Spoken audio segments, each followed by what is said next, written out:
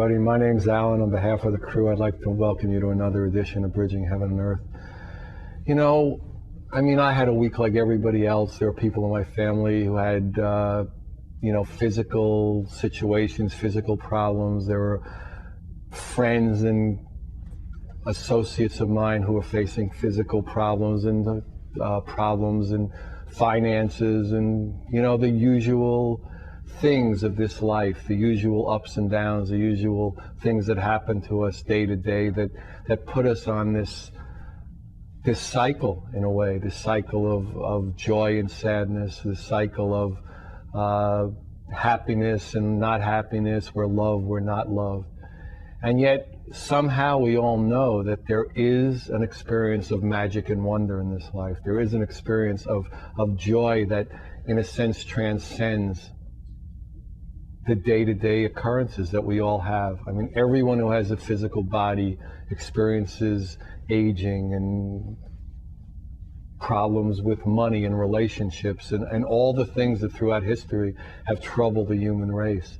And yet, at the bottom of that, at the root of that, inside that, all those things is that experience of love, of that experience of wonder, of that experience of the magic of being in a human body, of having this experience, of having the joy of us all to be here together on this glorious planet.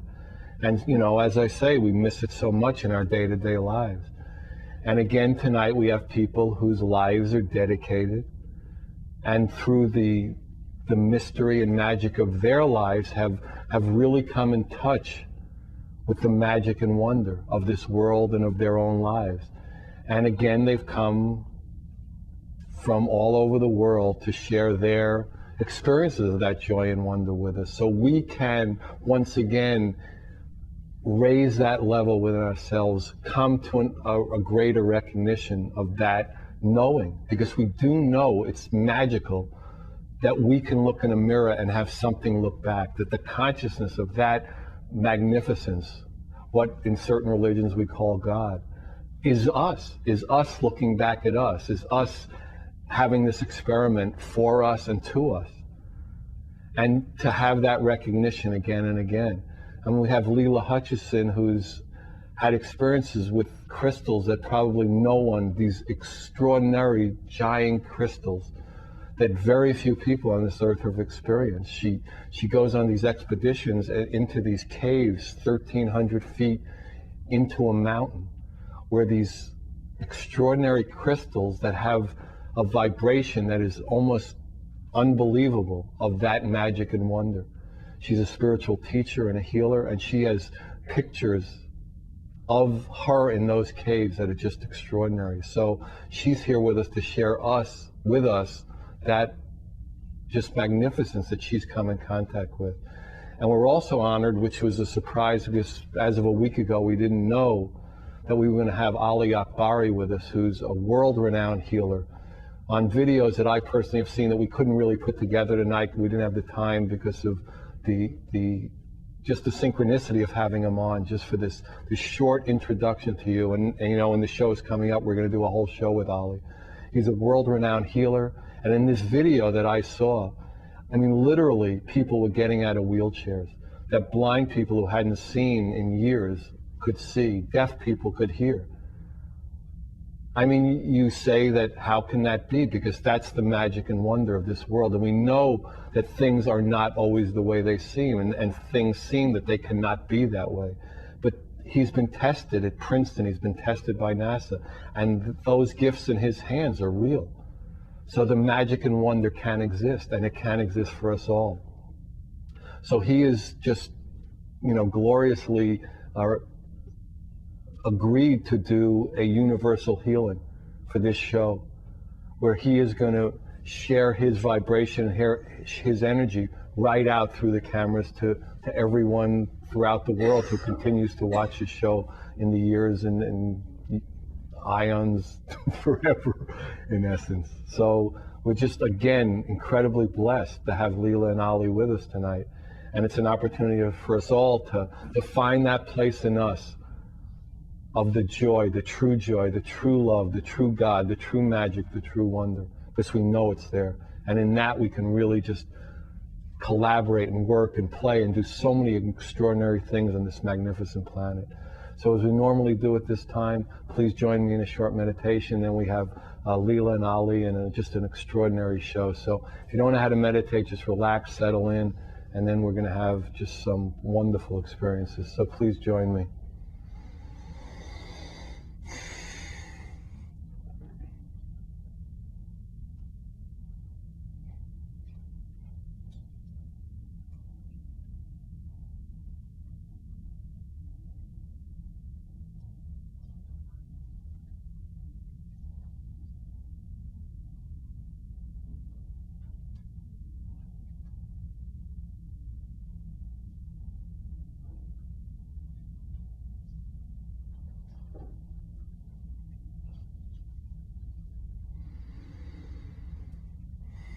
Well, thank you. So as I started to introduce Ali Akbari before, but he's going to do a universal healing. He uses vocal vibration, mental telepathy, and electromagnetic energy to give that harmonizing, that healing energy out. And he can do it through the cameras, through remotely. He's been tested, as I said, by NASA, by Princeton University. In Iran, where he grew up and where he lives part of the time before he started traveling the world, giving his healing gift to the people of the world. He was brought into to court to basically prove it.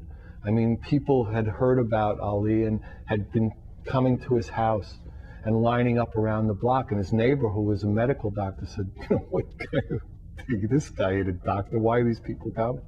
So he was hauled off into court.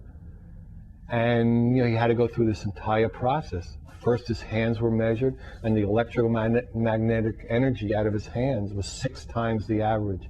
And then they said, "We're going to give you this array of 100 people who are sick, who are very sick, with cancers and diabetes and heart conditions."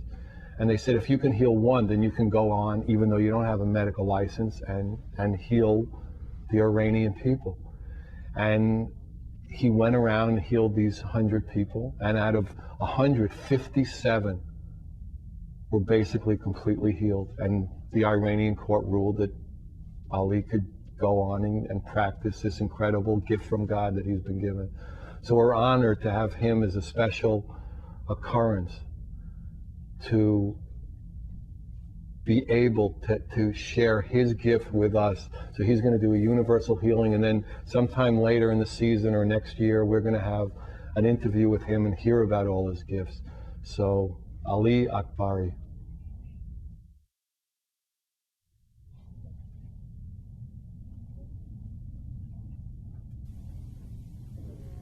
Hello.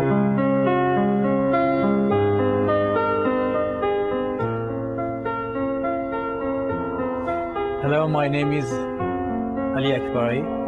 I'm Iranian, and I came here only for visit USA and for search. I'm very happy to see you tonight. I'm Leela, and I want to help you. Maybe you are at home and you are sick. I don't know. Excuse me if I cannot very well speak English, because my first language is Persian and French. I speak 4 languages, but I want to try to speak English with you. I can give you energy 3 ways, on 3 ways. 1, on group, when the people is big people. For example, if you think I can give energy from TV, from video, you can believe me. And I hope that I can come back again, maybe in 3 months or 4 months, I don't know, for 5 months. And I can show you my video, because tonight I don't have time, And I came here only for you and for me. Okay, you know that in my voice, this energy, I have energy in my voice.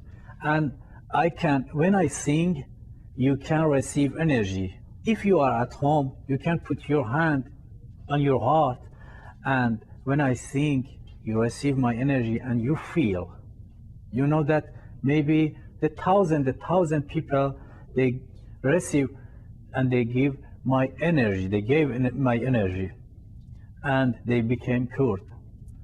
And my friend Alan, he told you that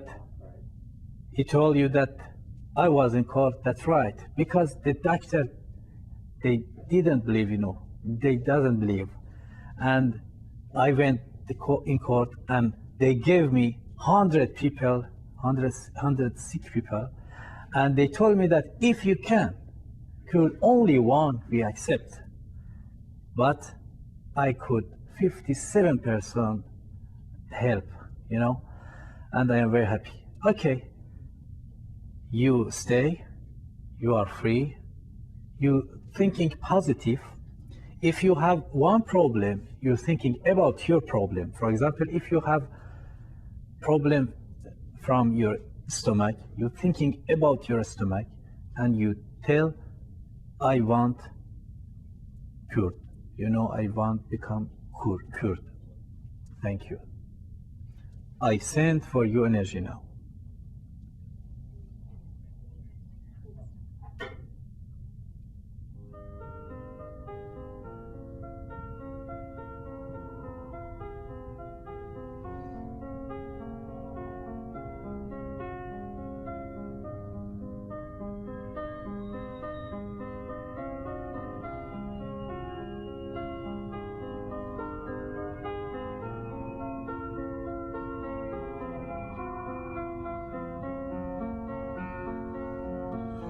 Okay, you are free now.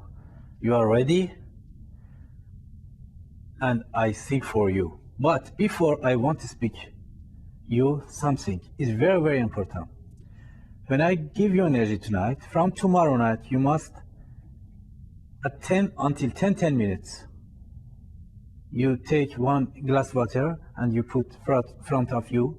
You're thinking about me and your problem, but you take your hand so, same like yoga, You close your eyes and you're thinking about your problem and me. Why you must thinking about me? Because at 10 o'clock, I am like satellite and I send energy for you. And now you are ready.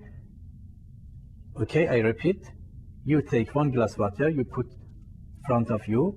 You take your hand so, you're thinking about me and your problem. And after 10 minutes, you take this glass water and you drink. Okay? Thank you. You thinking positive. I'm ready. You are ready. I think now.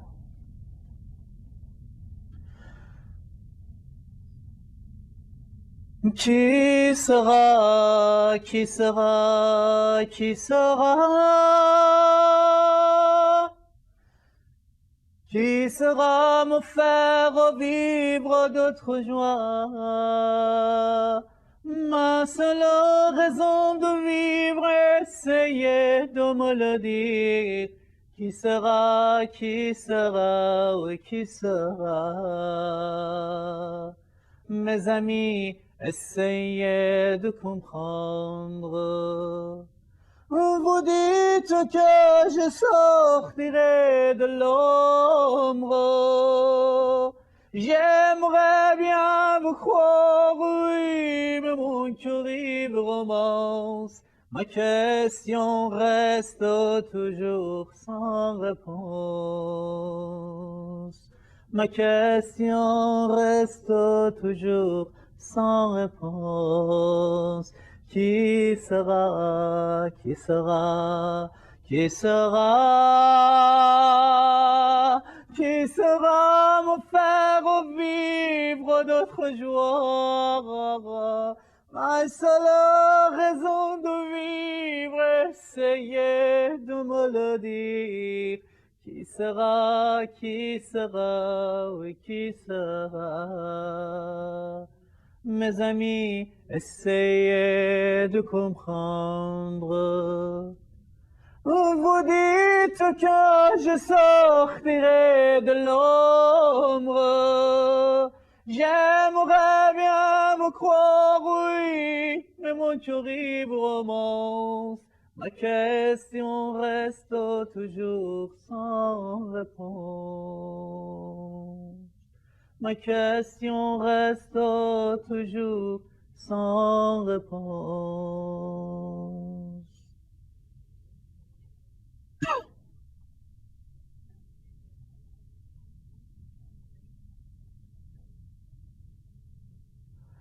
Ok, je vous parle un peu le français, peut-être que c'est beaucoup mieux, certains qui peuvent comprendre. Alors, à partir de demain soir, vous n'oubliez pas, vous mettez un verre d'eau devant vous, vous restez tranquille, vous pensez à moi très fort et à votre problème, mais vous pensez très positif. Parce que si vous pensez positif, j'en suis sûr que la maladie ne reviendra jamais. Mais il ne faut pas oublier, il faut prendre vos médicaments aussi. Hein. Il ne faut pas dire que maintenant j'ai pris l'énergie de Akbari et puis c'est fini. Non, c'est pas du tout fini. Vous suivez bien vos médicaments, les conseils de votre médecin. Et puis moi je serai très content. Et maintenant je vais vous chanter quelque chose en persan et je vais vous envoyer l'énergie en persan. کجا سفر رفتی چه بی خبر رفتی اشکم را چرا ندیدی دست از من چرا کشیدی دل از من چرا بریدی که پیش چشمم ره دگر رفتی بیا به بالینم که جان مسکینم تا به غم دگر ندارد جز بر تو نظر ندارد جان بی تو ثمر ندارد مگر چه کردم که بی خبر رفتی چه قصه ها که از وفا گفتی با من تو بی محبتی کنون جانای من تو چه نام شنر به خدا خبر ز خدا نداری رود آتش از سر آن سرا که تو پا گذاری سوز دلم را تو ندانی آتش غم را منشانی. Put your hand on your heart, please. Thank you.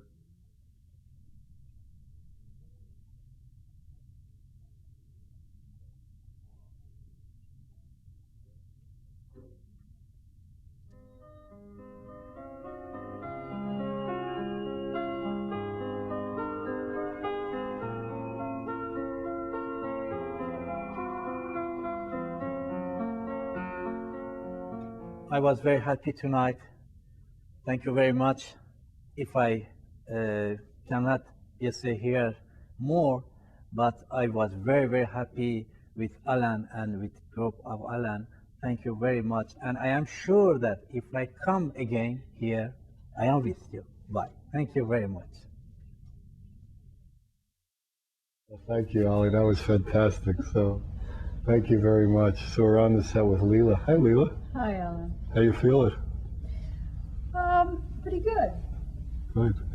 So why don't you tell the people, I mean, I guess as we go along, we'll start showing some of the pictures of you with the giant crystals, how that whole story came about, how it started for you.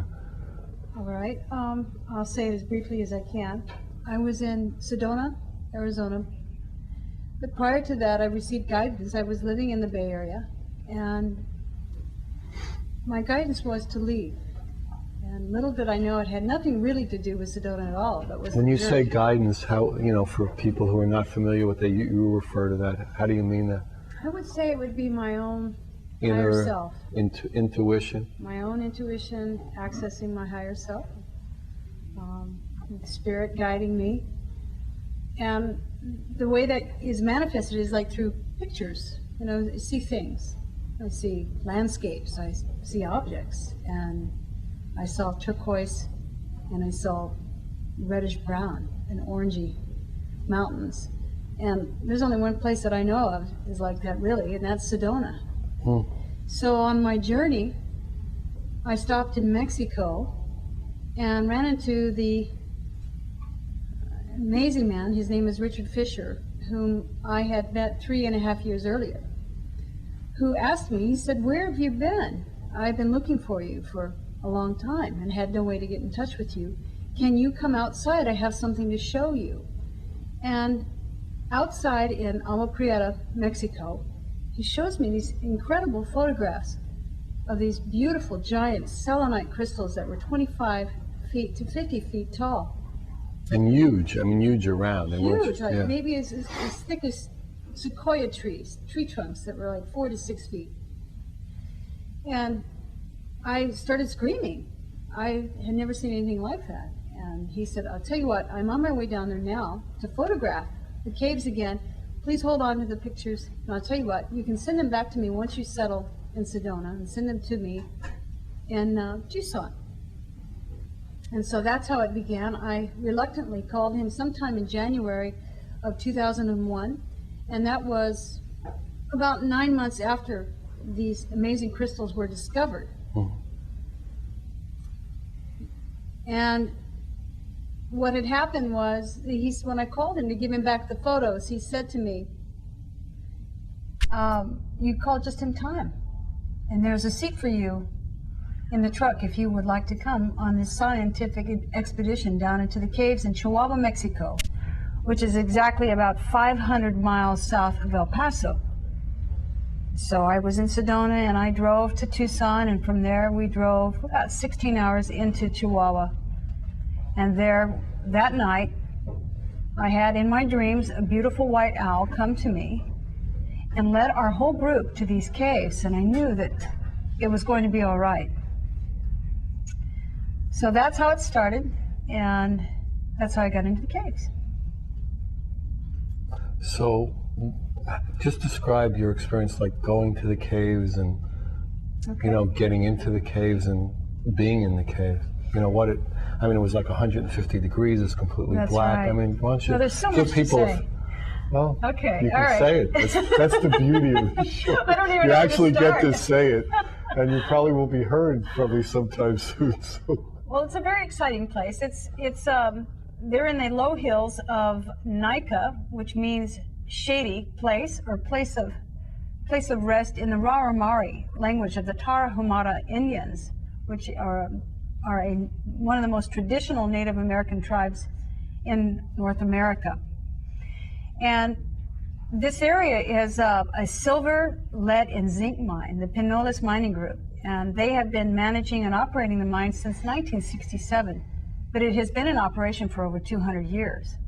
So the way you access the mine is through driving through Naica.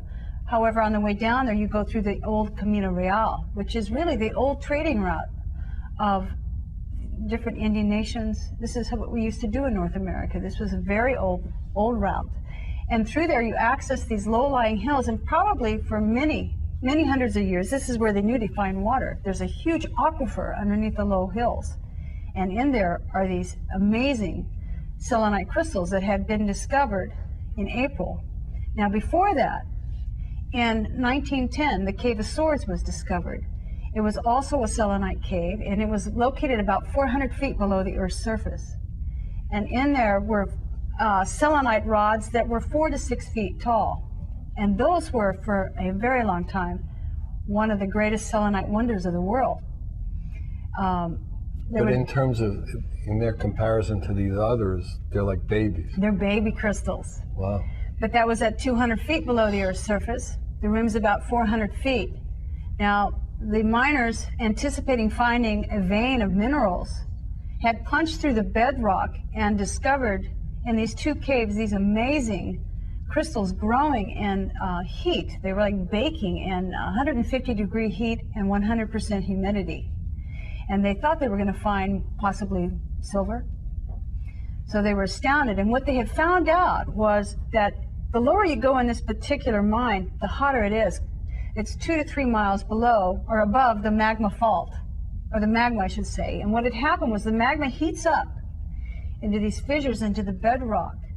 And because of the atmospheric pressure in there, it dissolved sulfide salts, and those turned into a crystalline structure, which are selenite. And the proper name for selenite is hydrated calcium sulfate, and that is a saline structure. And the reason why we as humans are so identified with selenite is that we are also, our bodies are made of about 90% saline solution. Wow. So we, on a very deep primal level, we have a sense of oneness and connection with something as so special as this crystalline form. So you drove down this road, you go, and how do you get to 1,300 feet? Oh. You know, how do you get there? How does it happen? And then what do you wear? And what is the... How do you do all that? How do you do it? Well, what's happening now is that Roberto Gonzalez is the manager of the mine, and we had to gain access to get into the mines through him. And we were met by Enrique Alejandro, which is the... And you're the first American woman who was ever in these, right? And the second woman altogether, right? The first American man was Richard Fisher, who is the photographer who figured out how do you take photographs in 150-degree heat. And he found out how to do that through using mechanical cameras that we used to use, and not the electronic ones, because they jam and they can't really adjust to that type of heat. And also using a clear lens. So that is one of the reasons why they asked Mr. Fisher to come into the mines. And he had asked me to bring the female energy into the caves. So once we gained access in there, we loaded up into a diesel pickup truck and drove for about an hour very slowly, lower and lower and lower into And this is all mining areas that they had all for zinc and copper, and so they had built these trails inside the mountain. That's right. They're actually roads. They look like mushrooms, actually, from the bedrock from one level to the next. And there we stopped in front of a beautiful, well, it was actually kind of bulldozed with selenite crystals and rocks on the ground. And the bedrock around has satin spar, which is like a conglomerate of selenite. And then we climbed up stairs into a, I think like a regular, I think maybe they might have punched through it, I'm not sure. But as we climbed in to this particular space about 15 feet above the ground on this particular level, we had to go through a hole that was very small. And it felt like being in the womb and through the birth canal. And then you popped out, but you popped inside the womb. It was very dark. There's absolutely no light in there except for the flash of the camera. And you wore like little miner's caps and a belt that had the battery pack. But still, from what you were saying, you could only be in there for a few minutes, and then you were just... That's right. Get me out. Everybody, male, female, young, old, It doesn't matter. It's impossible. And there's two caves, Alan. The first cave is called the Cave of Dreams, and it's about a 2,000-foot structure. And then the Cave of Giants, where the 25-foot to 50-foot structures are, is called the Cave of Giants. All right, so in the Cave of Dreams, though, it was about 125 degrees in temperature. Now, if you can picture this, there's absolutely no sound. It's like being in a sound room. There's no reflections anywhere. There's nothing bouncing off walls. And there's no light. You can't see your hand in front of you, except for your miner's helmet. And I had no idea the color or the clarity of the crystals until we came out and saw the photos. Right. So we're looking at a nanosecond. Yeah, I have one on the camera now. That's you. Why don't you describe that one? All right, that is in the Cave of Dreams, and we literally climbed up a crystal fall of 20 to 25 feet. And because of the extreme heat, it's almost impossible to explore the caves at that time. It was only 6 months into the exploration of both of those caves since they were discovered.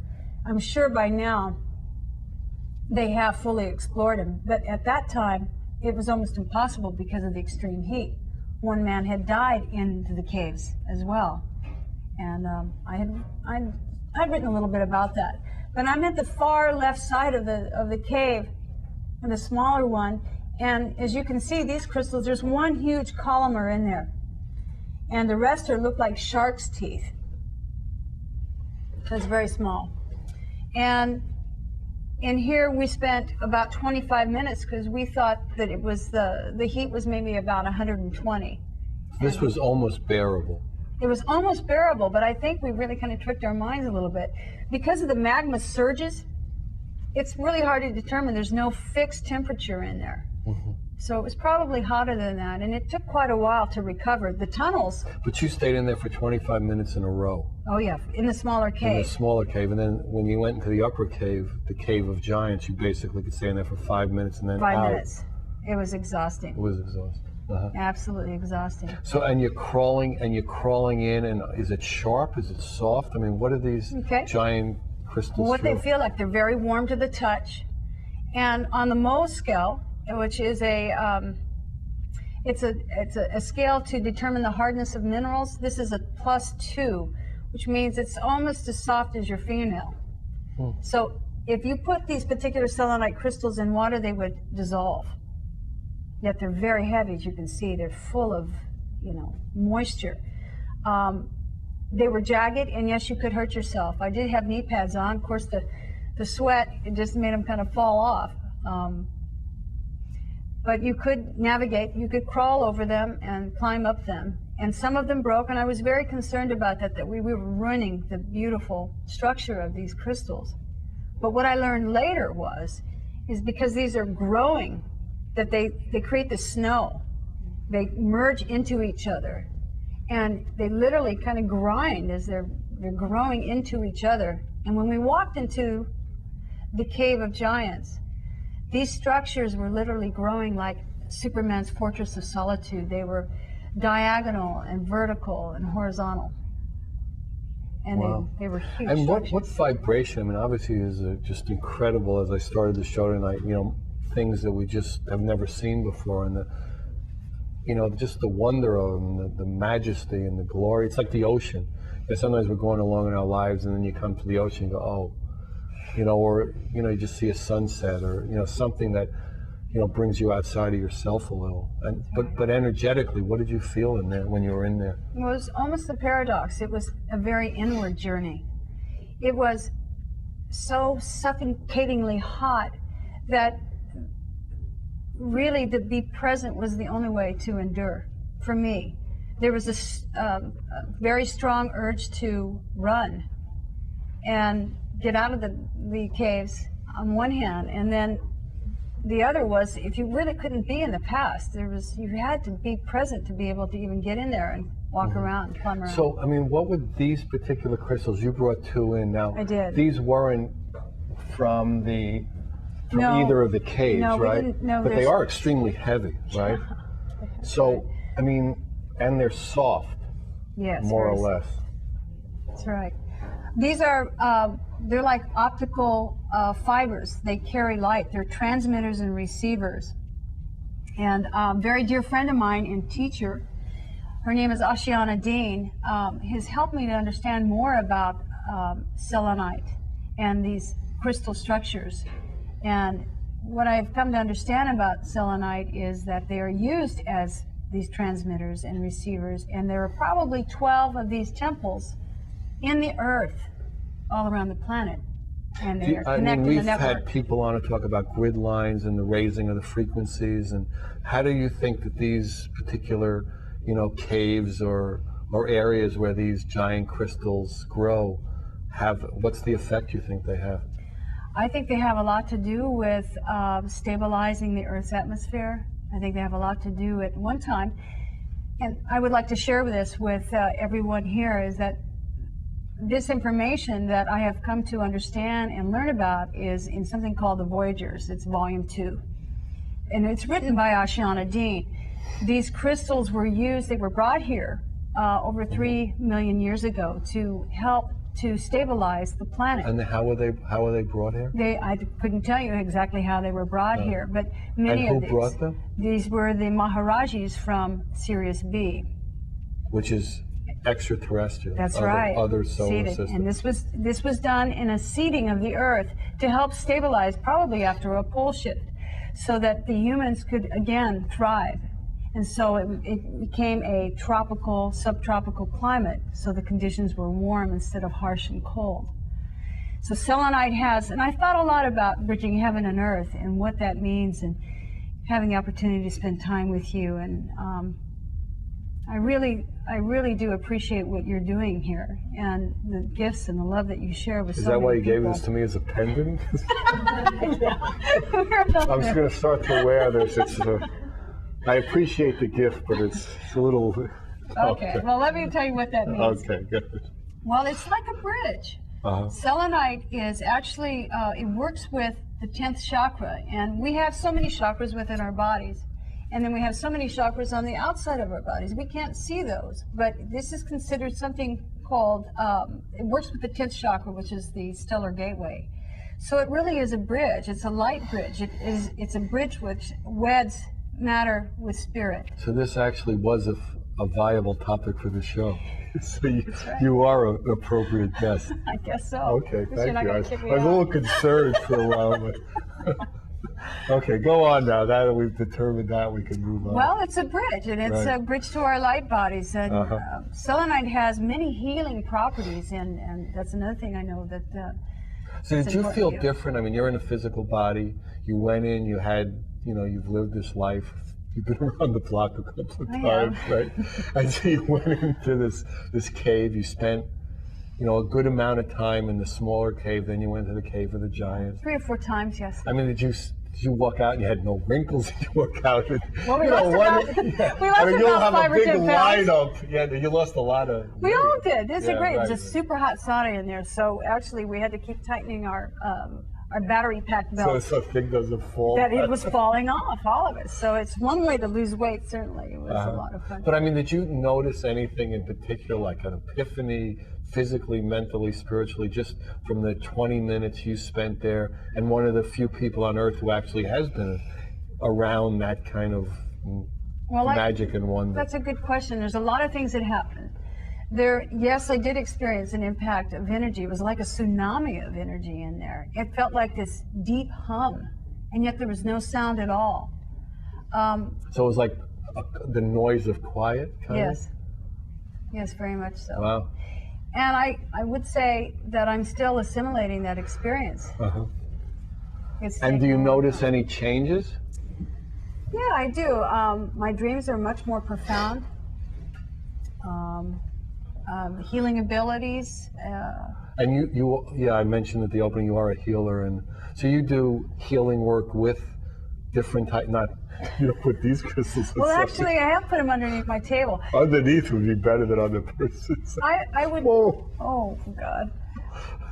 I would rather not say that I'm a healer as much as I'm a facilitator and a teacher, and I love the body work that I do, and I believe that what has happened in being in those crystal caves is it's been able to help transmit frequency.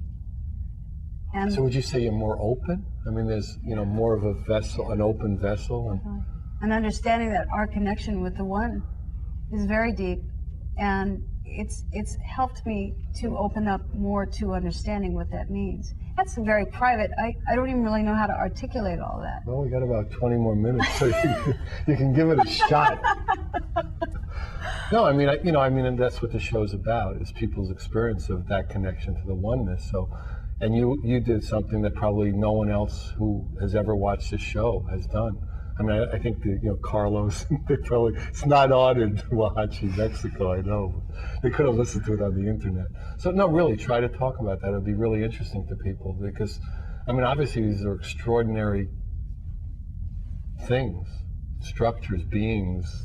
I mean, you felt they were alive, right? I do. I feel they're very alive, and they have... And very conscious. I think all energy is consciousness, and consciousness is energy. And these beings have the essence of being programmed. They can be downloaded with programs, and I believe that these have been. I also think that these are supplicant sites, that there are tremendous huge crystals that make these like tiny little babies that are probably located south of Mexico City. What makes you say that rather than, like underneath Manhattan?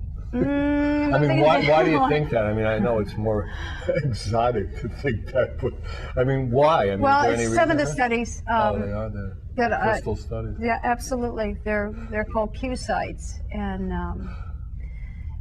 there is a Q site that's located somewhere in central Mexico, and I believe that probably the Aztecs had reason to build their pyramids and their temples On these locations. above.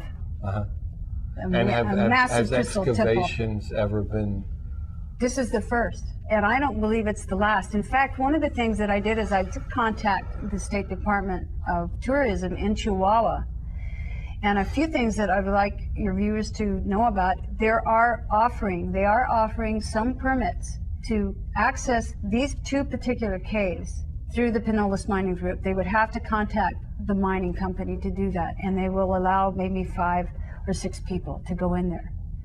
I don't know how many times. I'm sure it's going to be very restricted.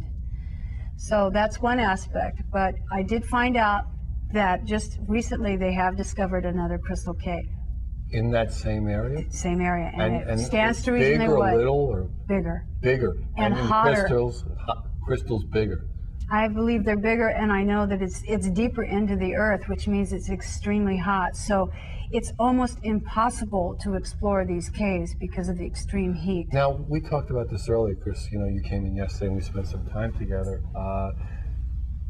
I mean, do you see in the future, I mean, some kind of, you know, outfits or masks? I mean, we send, you know, people go into space, people go, you know, a million feet underground. You know, we have some technological wonder. I mean, like oxygen tunnels or something? Oxygen tanks that you wear, you know, just, you know, small ones or, you know, something that would be conformed to, you know, specifically for that function. Well, I think these are very sacred sites, and personally, I'm not sure that that would be a very good idea. When they punched a hole in the bedrock and discovered these, they changed the environment. They're not growing anymore inside a bubble. They're now exposed to the tunnels, which have, they're cooled to a nice temperature So they of don't 105. shut them off. There isn't one. Didn't I see a door on one? You did. That's so the Cave one of is Giants. shut off. Yes. So it is enclosed still with whatever. But we it's did. still changed the Right. environment in there, even though it's shut off because it was opened up. So I'm not sure if it stopped the crystals from growing, That came out of that the first time. Oh my God. like a convection of them. Just awful. And that's an interesting story. And they were just looking for. They were just a mining company looking for more minerals. ore and minerals. Yeah. And what had happened is that these crystals, selenite crystals, are valuable on the black market, and there has been a proliferation of these that have been sold. And is there any like use for them other Their than healing properties, healing they know, properties and they're that- very beautiful. If you stood these upright and you had put a light underneath it, they would just absolutely just shoot like a fountain of light through them. And I was at the Tucson Gem and Mineral Show last year, 2 years ago, and there was a selenite crystal that was probably the combination of both of these, maybe a third one in diameter and about 4 feet tall, and it had sold for $10,000. So they're valuable.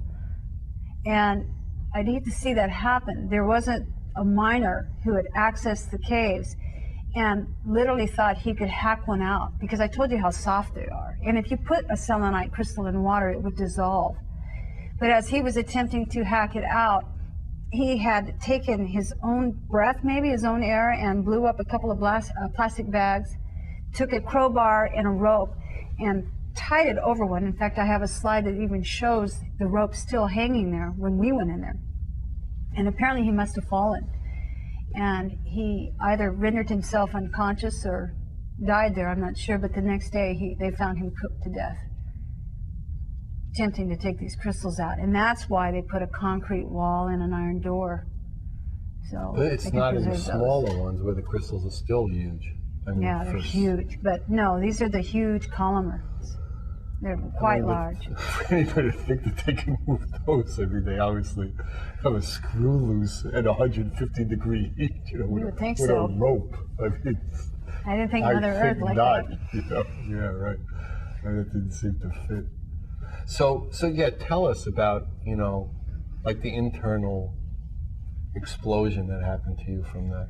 I mean, I think that is really like, you know, you were just given an opportunity and a gift that is very difficult to either come by or almost no one has at this point. And it's difficult to talk about. I'm not really sure I know all the gifts that have come. It's not like it. I think this is going to be an ongoing Gifted? gifted, yeah, an ongoing gifted, so that I can. It's going to just take a while. I think I'm not quite sure all the reasons why I were in those caves. I was in the caves with the other people. You know, they all have a different purpose. I believe that this is a gift to all of us. It's really something, selenite, to understand how selenite is used, to understand that the magic of this world and the gifts that we have. I think there's going to be many more phenomena that's going to be discovered on the planet in the next few years. And this is just one of many now that, like, Mother Earth is just, you know, having her little party, coming out party. And we're going to see more and more of these type of crystals. And the thing is, what I'd like to share with everyone here is that, and your viewers, is that there's an activation that can happen just by looking at the crystals. And as you look at them, it really works to activate. It works with your DNA on the atomic structure. It helps to recalibrate your bone structure. Again, it merges and helps to the human body to become more of its light body. It's a very powerful predominant seer stone, and if people want to know more about that, there's a couple of places. Melody, have you heard of Melody? Love is in the Earth. Her books, many metaphysical people know about her books, and you can find out what the powers are of selenite. Also, Christina Raphael, The Crystalline Transmission. She has 3 books on crystals that really tell you how to use selenite in healing yourself and healing others. So how do you use it in your play work or as a Well, I sleep with them in my room. They sleep right next to my bed. And you actually have a few that you somehow. I have to turn her in now. Bad. Don't do it. Okay. Well, that were from around that area. I was given a small crystal by the chief of security. Actually, all of our packs were searched as we left. So I definitely don't want to encourage anybody, if they do go there, that thinking that they can just pick up crystals and take them home, because that's not going to happen. These particular crystals are not from Mexico. They're from Morocco. So just want to get that straight. And also, selenite and gypsum, the largest mining area for gypsum is in Nova Scotia. So they come from these saline beds, most of them, like they're inland locked oceans and seabeds. And this is how they become crystalline form. And is there any evidence that they're in certain formations around the planet, you know, any kind of regular patterns, you know, and you know what I mean? So I know what you're saying.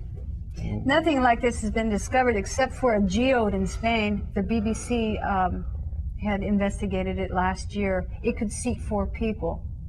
You can imagine just a geode rock, and then 4 people could sit in it. These are huge chambers.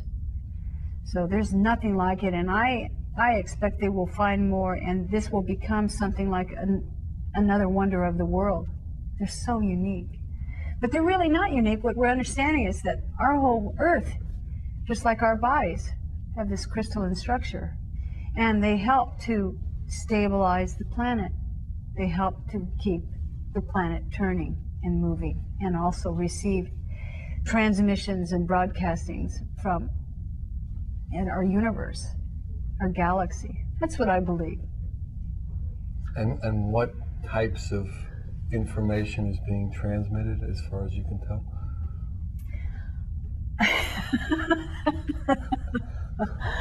Well, it's immense amount of information, and I would suggest that people who are interested in that would research that. There's 2 places they can do that. The Azurite Press, www.azuritepress.com, is a place where an immense amount of information can be found regarding these Q sites and stargates and the planetary grids and what's happening. And also the Voyagers books, volumes 1 and 2 by Ashiana Dean. That would help them. It's immense information. I don't even know how to begin to talk about all that. There's no synopsis in here. I wish I could. I wish I could tell you a whole lot more about it, but it's like it's not in any kind of concrete way. There's so many different things to say about it. If I opened it up, it'd be like this huge file that there could be like all these other aspects. It would leave people more asking more questions than feeling that they have the answers. Is that necessarily bad? I'm just, curious how you would see that, because not necessarily is that a bad thing that people. No, I think question everything is very important. Yeah. So you can go ahead then. Well, let me go back to using crystals in my healing work. Yes, please do. And I think people can do this, and I'm sure there's many that do. Selenite is, again, is used to really you can access past lives. And Melody writes about it, is very interesting. She said that magicians in days of old would use selenite to store information when they felt they were in danger and their life was in danger.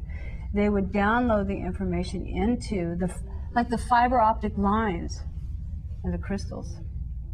And is there information how they did that? Mm-mm. No. And is there information about how it came out? In other words, did people get it out? In other words, how do people you can read it? retrieve it. Maybe they were our first computers. Maybe they were their hardware, like the Merlins would use that. And I think that they're still transmitting. If they're doing it then. So this is like old information that's coming back again we're in a way ready for it. Yes. There's a reason. I don't know all the reasons why these are being revealed to all of us, but they are, these crystals. And more of these caves and these temples will be.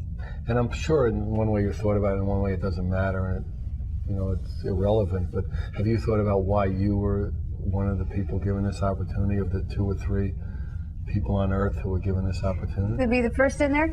Interesting enough, the mining company did not allow women to be in the mine because it was superstitious. It was bad luck. So. Unless you came with the canary, as the old saying. But Sonia Morales, who was the first Mexican-American woman who is working as the chief of tourism, working with the chief of tourism in Chihuahua, and myself were the 2 first women to ever be in those caves. And how come they allowed that to happen at that point? I guess they were ready. They were ready. And whatever that particular fear or superstition, they decided it was time. Enough of that stupidity. We move on. We move on. And I think. And what has happened since then? I mean, you were there a year ago? I was there. Actually, this is very interesting.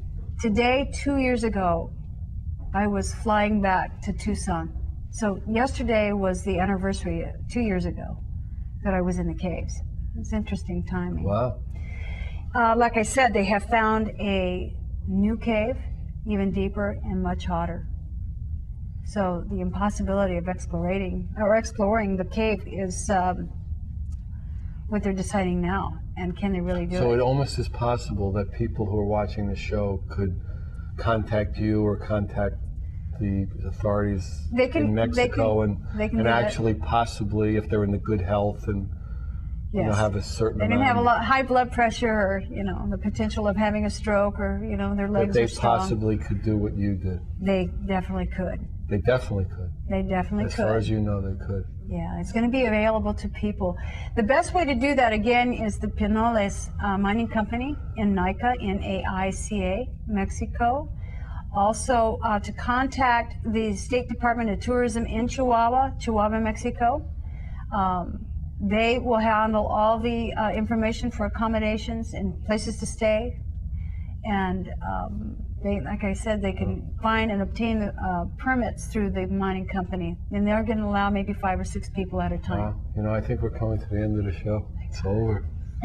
So, again, I don't know your experience, but, for us here, it was just an extraordinary time. So, if you want any information on Leela or Ali, it's Alan, 805-687-2053. In whatever lives you have and whatever your days are like, whatever your nights are like, Their magic and wonder is there. You are the magic and wonder, and we can experience that. So let's go, let's do it, let's join each other. Good night. God bless you. Thank you for coming.